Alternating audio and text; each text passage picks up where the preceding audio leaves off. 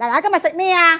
順德大黑燜雞啊！哇，正啊！火氣十足，呢道餸係我哋順德嘅人間煙火米，可以講係家常餸嘅天花板。雞肉裏邊有蝦鮮米，蝦入邊有雞嘅醬香米，雞肉嫩滑嘅秘訣就係醃米，一羹鹽，一羹紅，半羹胡椒粉，一羹葱鮮鮮，雞皇殼又係絕配。最後仲入啲生油落去，出力咗地啲雞先入米，再用啲生粉鎖住啲水分，撈勻咗之後，再放少少油封面，熱波冷油放薑曉，放少少鹽落去。呢啲薑就可食啦，唔可嘥啊！等到薑金黃之後，再放蒜後，呢一剁蒜炆咗之後啊，粉膩膩又可食嘅。再將所有嘅雞剁晒落去，必不可少係我哋九廣上正。放咗燒酒之後，即刻焗佢8分鐘。嗱，好多人咧煎啲蝦先嘅，如果煎呢啲蝦先，凍嗰啲蝦再嗌落佢啲就嗨實實噶啦。所以我呢個整法特別啲嘅，直接攞啲生粉落去，咁咪可以鎖住啲鮮米。等啲雞炆到咁上下，我哋再煎蝦，煎到佢兩邊金黃，再放少少酒落去，滲少少鹽落去，入翻個底米先。呢個時候啲雞啱啱好夠鐘，撈一撈勻佢，色香味俱全啊！回埋啲蝦落個面度，